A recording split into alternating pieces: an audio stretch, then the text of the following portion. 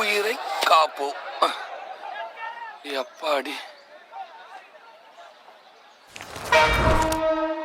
ஒன்னா ஊரு சுத்துறவங்க எல்லாம் நண்பன் இல்லடா, ஒன்னா சேர்ந்து உதவாங்கிறாங்கல்ல, அவன் தான்டா உண்மையான நண்பன். ஆமா ஒரு 1 hour அடிச்சிருப்பான். இதை எப்படா மாட்டி விட்டாங்க? அவங்க அடிச்ச அடியில உடம்பெல்லாம் ஏறல கை போச்சுடா. விடுறா, பிரபலம் ஆகணும்னாலே ப்ராப்ளத்தை சந்திச்சு தானே ஆகணும். பாப்பா ஏய் என்னடா பாப்பாவை லவ் பண்றங்கிறதுக்கு பாப்பா படம் போட்ட சட்டியெல்லாம் போட்டிருக்க? தெரிஞ்சிச்சுடா. தெரியுமா?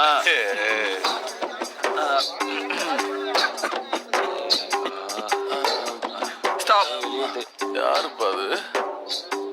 இது உங்க காலரான்னு பாருங்க. என்ன தேடுறீங்க? கலவரத்துல கால்ல சிக்கி இருந்துச்சு. குடுறா கடுப்பா கிளப்பிக்கிட்டு. கலங்காதே ராசா காலவரட்டும்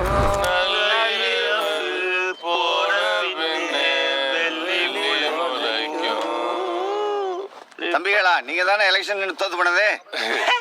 நாங்க இல்லையே. பிள்ளைங்க அப்படியே முதுக சொரிஞ்சு விடுறீங்களா? கூட்டத்துல ஒருத்தன் என்கிட்ட வசமா சிக்குனாண்டா. அவன் கை மட்டும் என் வாயில மாட்டிக்கிச்சு. கட்டி சேம்பாரு கடி நரம்பெல்லாம் நொறு நொறு நொறுங்கிருச்சு. அவன் கைய மட்டும் தான்டா பார்க்க முடிஞ்சுச்சு. ஆள் யாருன்னு தெரியலடா. அட கறிக்கு வீங்கின வேலை. அந்த கை என் கை தான்டா. நீதான் கடிச்சியா? ஏண்டா இப்படி ஒரு கொலவெறித்தனமாவோட கடிப்ப? இல்ல மச்சான், கறி நல்ல சரக்கு டேஸ்ட்ல இருந்துச்சா, அதுதான் டேஸ்ட் பண்ணிட்டேன். கவர்ச்சி பட போஸ்ட் மாதிரி வர்றான். அப்ப நம்ம ஜெயிச்சிட்டோமாடா? 30 ஓட்டு வாங்கிட்டீங்களா? ஐயோ, இதுக்கு தானடா இதை சொல்லாதீங்கன்னு சொன்னேன். டேய், நீங்க தேர்தலில் நிக்கணும்னு ஆசைப்பட்டதெல்லாம் நான் பொறுத்துக்கிறேன்டா. ஓட்டு கேட்டு ரோடு ரோடா போய் நம்ம நிக்காத வடலாம் கேட்க சொன்னீங்க. பத்தாதக்கு சின்ன பிள்ளை காலெல்லாம் என்னை விழுக சொன்னீங்க. நானும் விழுந்து எந்திரிச்சேன். ஆனா 39 ஓட்டை வாங்கிட்டு பெட்டியே தூட்டி போயிருவாங்க. ராத்திரி பூரா தூங்க விடாம அடிச்சு டார்ச்சர் பண்ணீங்க பாரா. அதை மட்டும் என்னால தாங்க முடியலடா. அது கூட பரவாயில்லடா, விடுறா.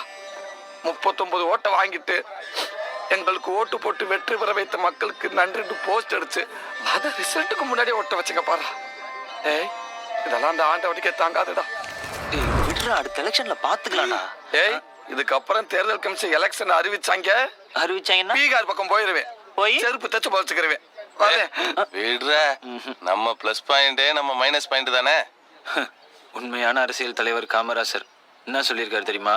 முடியும் என்று தெரிந்தால் முயற்சி எடு, முடியாது என்று தெரிந்தால் பயிற்சி எடு. பயிற்சி எடுப்போம்.